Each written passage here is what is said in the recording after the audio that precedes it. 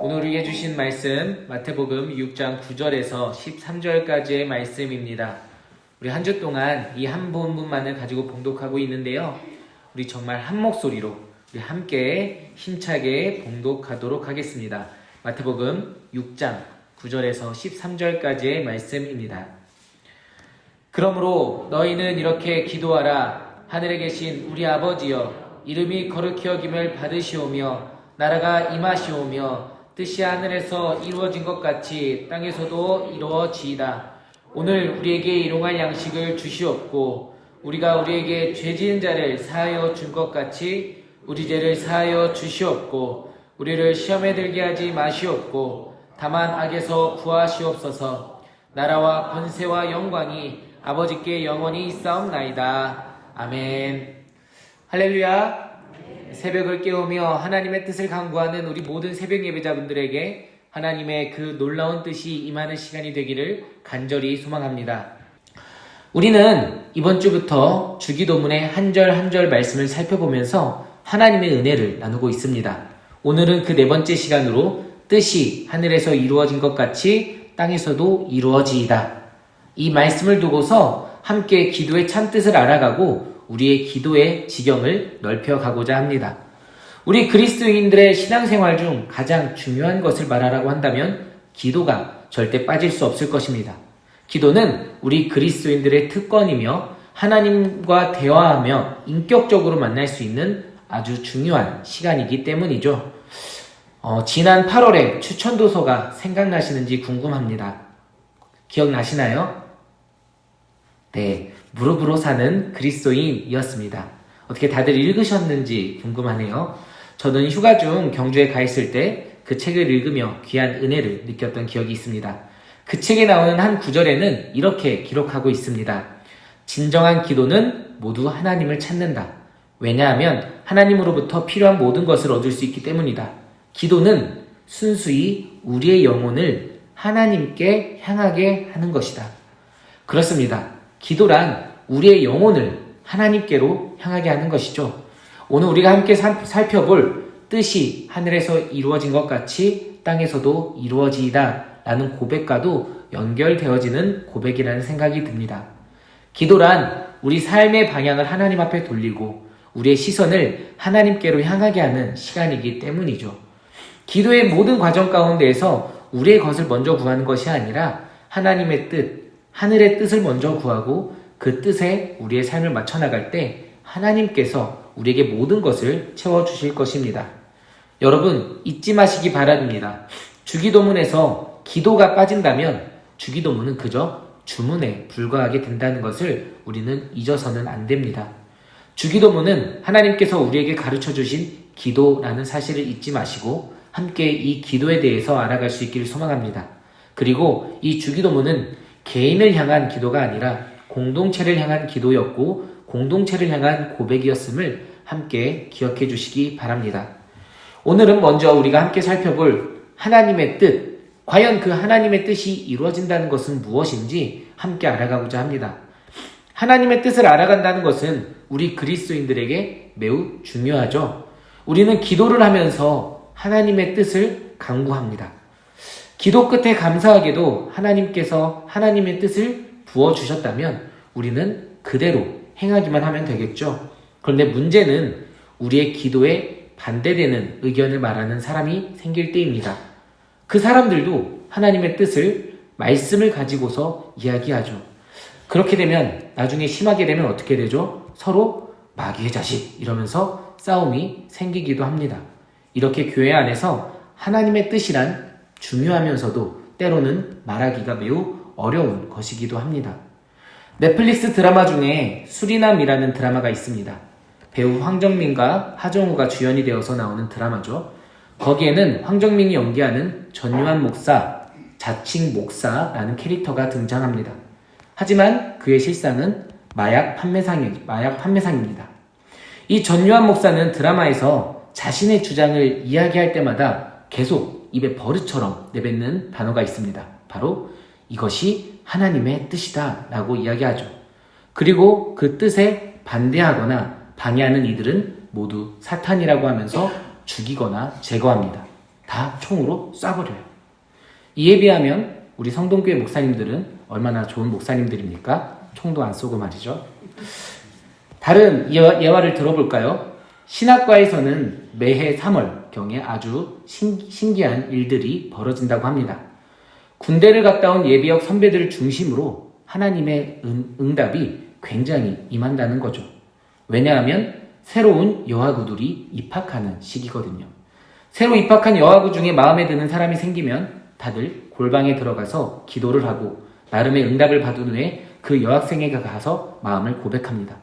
내가 열심히 기도해봤는데 하나님이 너와의 만남을 허락하셨어. 요즘에는 이런 상황을 고백당했다라고 표현을 하더라고요. 여하구들은 속으로 생각을 하겠죠. 이 오빠가 정신이 나갔나? 하고 말이죠. 여하구는 조심스럽게 내 오빠 저도 기도해 볼게요. 그렇게 하면서 기도하지만 하나님의 응답은 없죠. 그리고 시간이 지나서 아름다운 계절 5월이 찾아오면 그 여하구의 옆에는 다른 남자가 서 있습니다. 그 예비역 선배에게 있어서 그 남학생은 하나님의 뜻을 방해한 사탄 같은 존재가 돼버리고 맙니다. 우리는 하나님의 뜻을 알아야 합니다. 그것이 우리 그리스도인의 책임이고 의무이기도 합니다. 그런데 그렇게 하나님의 뜻을 알았다면 평화가 이루어지고 서로 사랑하고 더 세심하게 배려하고 상처받는 이가 없도록 주변을 잘 살펴야 하는데 때로 우리는 하나님의 뜻으로 인하여 갈등하고 다투고 싸우고 독단적이며 누군가의 희생을 강요하고 때로는 누군가를 죄인으로 만들어서 그의 일상을 파괴하려고 만들 때가 있습니다. 여러분들이 알고 있는 하나님의 뜻은 무엇입니까? 여러분, 정말 제가 말씀드렸던 그런 것들이 오늘 우리가 살펴보고자 하는 하늘의 뜻이 이 땅 가운데 이루어지는 것일까요? 우스갯소리로 말씀을 드렸지만 요즘 시대는 아니, 과거에도 하나님의 뜻이라며 말도 안 되는 일을 하고 자신의 일을 그저 정당하기 위해서 사용했던 것을 우리는 너무나도 쉽게 찾아볼 수 있습니다. 가장 대표적인 것으로 제2차 세계대전 당시 독일군의 가슴에 있는 문구는 아이러니하게도 하나님이 우리와 함께 하신다 였습니다. 하나님의 뜻이 자신들에게 있다라고 주장했던 것을 우리는 확인할 수 있게 되죠. 이처럼 우리는 너무나도 쉽게 하나님의 뜻을 오해하고 하나님의 뜻을 자신의 일에, 자신의 주장에 맞는 근거로 사용하고자 합니다. 하나님의 뜻을 그저 우리의 계획을 확인받는 수단으로 격화시켜서는 안 되는 것이죠. 그렇다면 하나님의 뜻은 진정 우리에게 없는 것일까요? 그렇지 않습니다. 우리를 향하신 하나님의 뜻은 분명히 있으며 우리는 그 하나님의 뜻을 간구하고 그 뜻대로 살아가기를 순종하는 삶을 살아가야 합니다. 그렇다면 우리를 향하신 하나님의 그 뜻은 무엇이며 하나님의 뜻이 하늘에서와 같이 이 땅 가운데서 이루어지길 간구하는 우리의 기도는 과연 무슨 뜻을 가지고 있는 것일까요? 이에 대해서 고대의 교부인 키프리아누스는 이렇게 이야기하고 있습니다. 그리스도께서 행하시고 가르치신 것이 바로 하나님의 뜻이다 라고 말이죠. 예수 그리스도께서 걸어가신 그 십자가의 길, 사랑과 희생, 그리고 말씀으로 모든 것들을 이겨나가고 무엇보다도 자신의 뜻이 아닌 하나님의 뜻을 구하고 그 길대로 순종하며 살아가신 것, 그것이 하나님의 뜻임을 예수 그리스도께서는 우리에게 보여주셨습니다. 또한 하나님의 뜻이란 우리가 온전히 알지는 못하지만 모든 것을 통하여서 선을 이루실 하나님을 바라보게 하는 것이기도 합니다.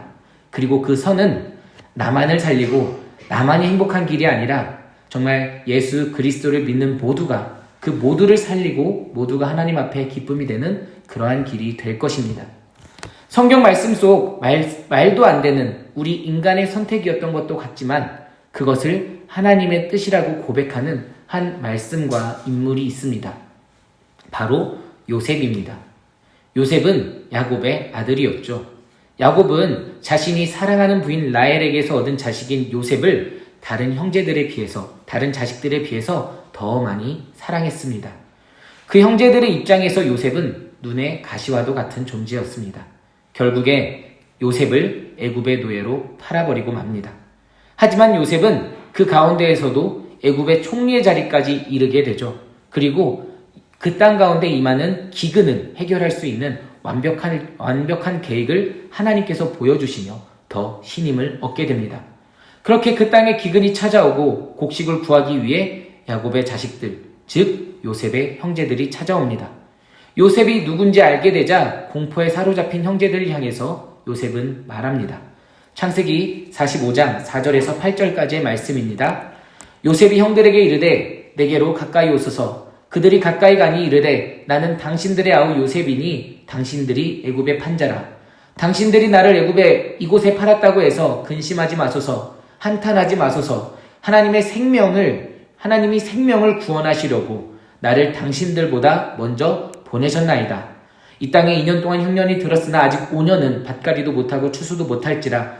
하나님이 큰 구원으로 당신들의 생명을 보존하고 당신들의 후손을 세상에 두시려고 나를 당신들보다 먼저 보내셨나니 그런즉 나를 이리로 보낸 이는 당신들이 아니요 하나님이시라.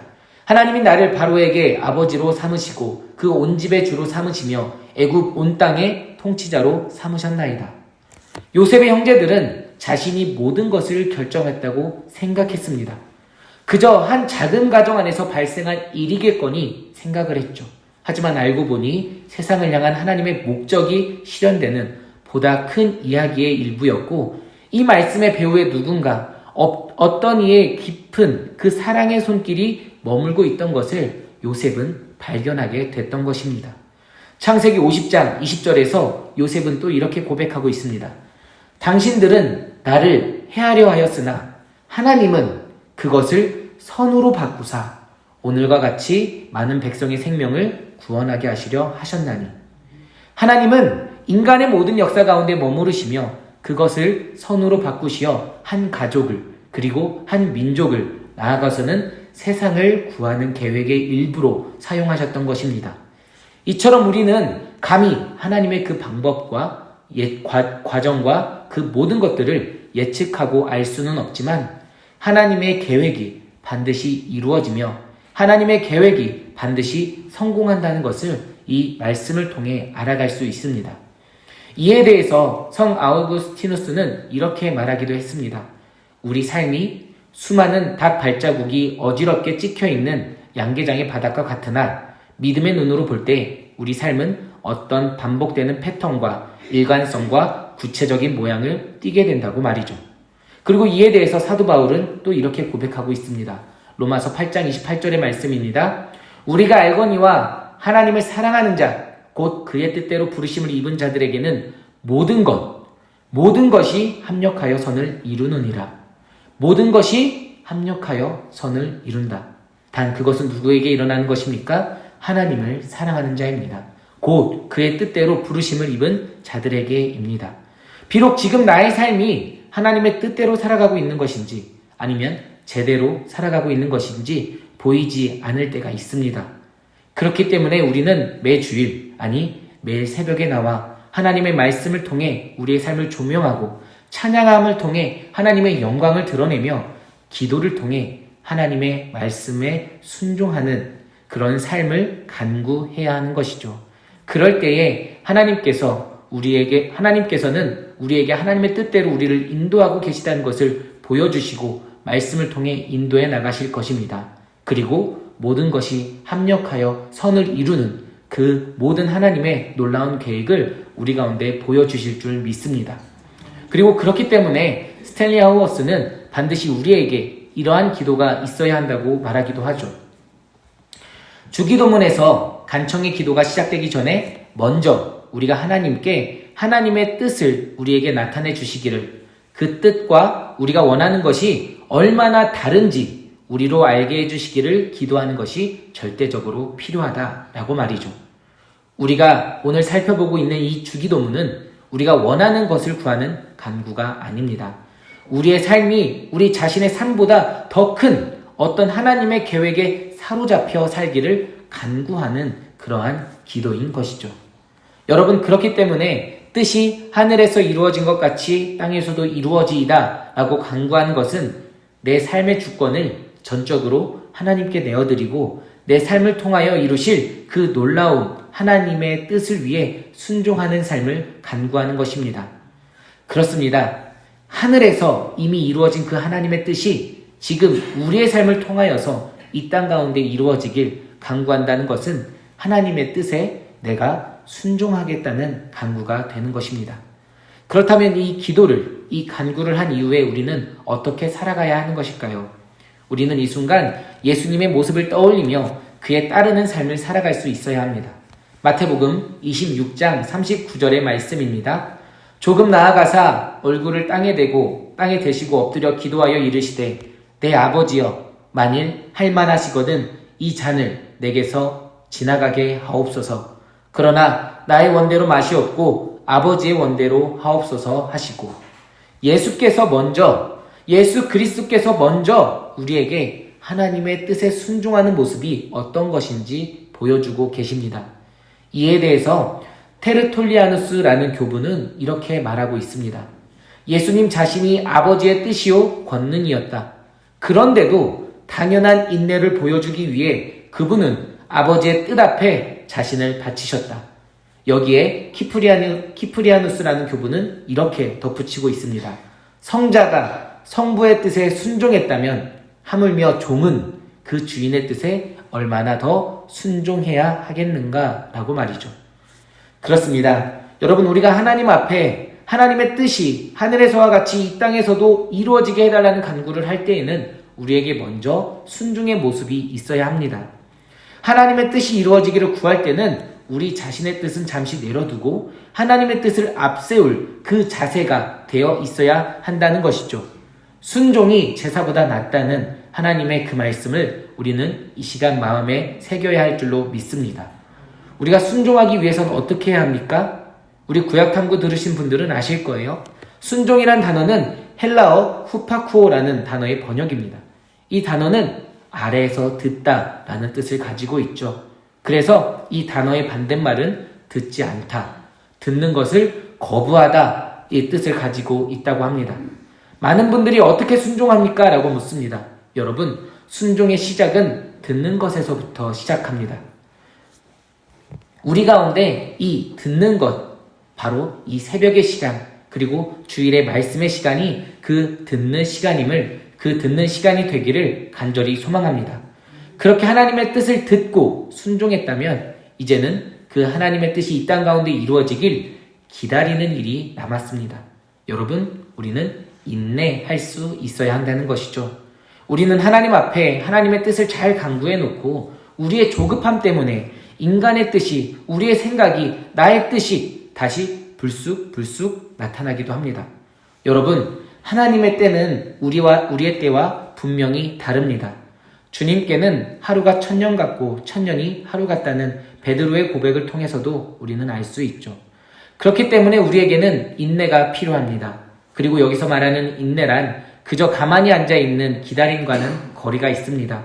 그 뜻이 이루어지길 매일같이 하나님 앞에 간구해야 하는 것이죠. 마치 불의한 재판장에게 매일같이 찾아간 그 과부의 모습처럼 말이죠. 자신의 자리에서 아무도 나의 이야기를 들어주지 않는 그러한 상황 속에서도 매일같이 찾아가 간구했던 그 과부의 인내가 이 시간 우리에게 필요한 줄 믿습니다. 오늘 우리가 함께 찬양했던 찬송가 425장 1절과 4절의 가사에도 이렇게 기록하고 있는 것을 우리는 확인할 수 있습니다. 주님의 뜻을 이루소서 고요한 중에 기다리니 진흙과 같은 날비제사 주님의 형상 만드소서. 주님의 뜻을 이루소서 온전히 나를 주장하사 주님과 함께 동행함을 만민이 알게 하옵소서. 고요한 중에 기다리니 주님의 형상을 만드소서. 온전히 나를 주장하사 만민이 알게 하옵소서. 우리가 하나님의 뜻이 하늘에서 이루어진 것 같이 이 땅에서도 이루어진다는 것, 그리고 그 이루심을 기다리는 것, 우리가 주님을 닮아가고 그를 통해 만민이 하나님이 나와 동행함을 알게 되는 것입니다. 이를 위해서 순종하며 인내해가며 하나님의 뜻을 간구하는 우리 모두가 되기를 소망합니다. 여러분, 뜻이 하늘에서 이루어진 것 같이 땅에서도 이루어지이다. 이 속에 들어가 있는 하나님의 뜻을 깨달아 알아가는 우리 모두가 되기를 소망합니다. 그 십자가의 길을 통해 이루신 하나님의 계획, 하나님의 뜻을 알아가며 그 뜻에 우리의 삶을 맞춰가고 우리의 삶을 내어드릴 수 있기를 간절히 소망합니다. 그렇기 때문에 오늘의 강구는 우리의 삶을 하나님 앞에 내어드리는 삶임을 잊지 마시기 바랍니다. 스탠리 하우어스는 이렇게 말했습니다. 기도란 우리의 뜻이 아니라 하나님의 뜻을 성취하려는 것임을 깨닫는 것이다. 그리고 이어서 말합니다. 예수의 이름으로 기도한다는 것은 하나님의 뜻을 보다 중요하게 여기고 우리 자신의 뜻은 보다 덜 중요하게 여기는 훈련을 평생에 걸쳐 받는 것이다. 위에서도 말씀드렸듯이 순종이란 정말 하나님의 말씀을 듣는 것입니다. 그리고 하나님의 말씀을 우리의 삶에 우선시하는 삶이죠. 그리고 그 순종은 인내로 이어지고 인내는 우리의 삶 전체 평생에 걸쳐서 훈련을 받아야 하는 일일 수 있습니다. 그렇기 때문에 우리 그리스도인들에게는 나이가 중요하지 않습니다. 하나님 앞에서는 우리 모두 그저 그리스도인일 뿐입니다.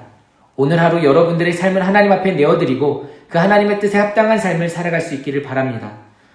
그렇다고 하나님의 뜻이라고 자신의 주장만 내세우는 그런 독단적인 모습이 아니라 하나님의 성품에 참여한 자처럼 살아갈 수 있기를 소망합니다.